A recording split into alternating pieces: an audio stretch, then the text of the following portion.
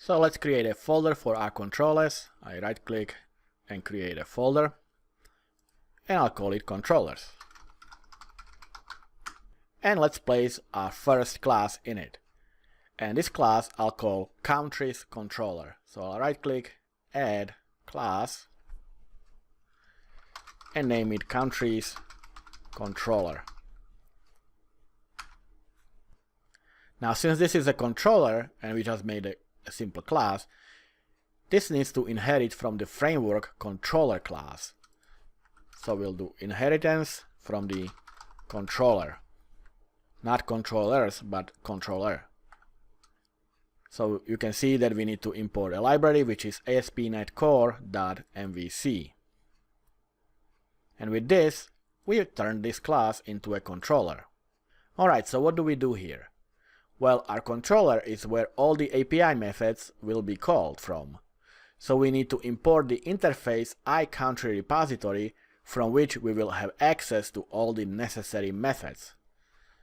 So I'll create a private variable of type iCountry repository. And I'll call it _country repository. And we need to bring the namespace from the services folder. Alright, do you remember the whole dependency injection theory? Well, here we will inject this interface into this class. And because it is an interface, we won't need to instantiate a concrete object, and therefore we will not have a tight coupling. So let's create a constructor, and we will inject the iCountry repository in it. And when this controller is instantiated, we will assign the country repository argument from here into our variable.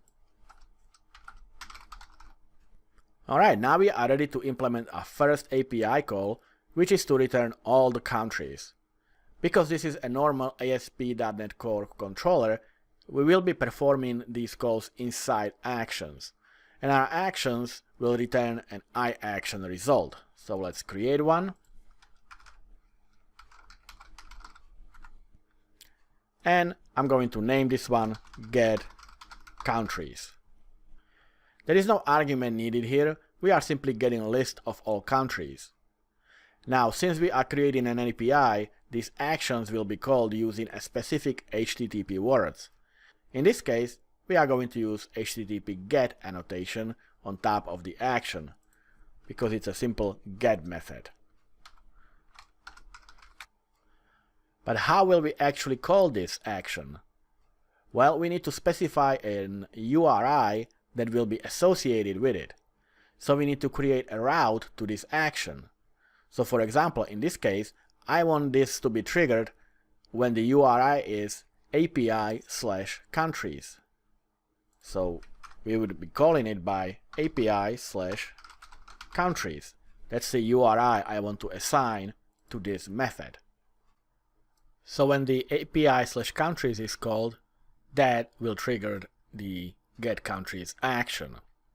But of course, API/countries is only a part of the URI. The full URI, of course, also includes the localhost.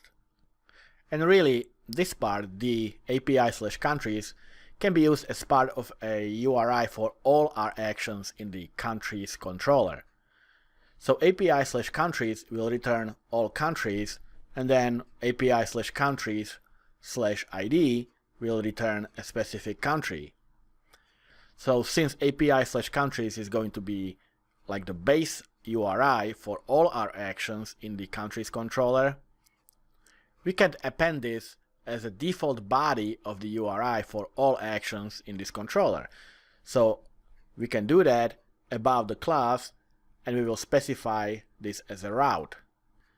So here we will specify a route, and we could just hardcode the API/countries, but if we want to change the controller's name, we would need to change the route as well.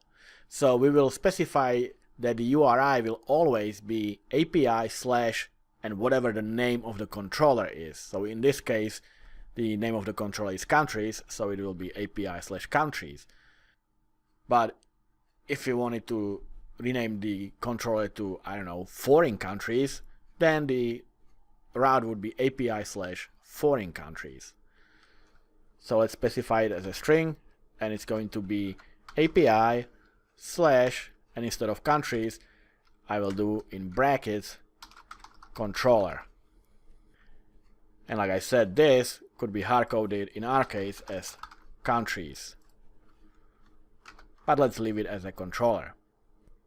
And it's not really necessary, but since we are using an API controller, we can mark it as API controller rather than a regular controller. So I will append it as API controller. And you can see that it indicates a type and all derived types that are used to serve HTTP API responses, and that's exactly what this controller is going to do. So with our default route specified for the controller, we can go back to our action here, and we simply just want to call the getCountries method in the book repository and return the result from this action. So I'll create a variable, I'll call it countries, and here we will simply call the country repository, and we have all the methods here as you can see, and the one I'm looking for is getCountries. Now this would return it as an I collection. I want it as a list, so I will change it to toList. So now we have the countries retrieved from the DB context from the repository, and now we can just return it. However, we don't just want to return the countries. We also want to return an HTTP status code. And in this case, we simply return OK status code. Even if there are no countries, it is still an OK status code. It's up to the user to determine what to do with such result. So after we get the list of countries, we will return it. So return OK status code, and we pass the countries along with the status code. And that's our first API call. Let's test it.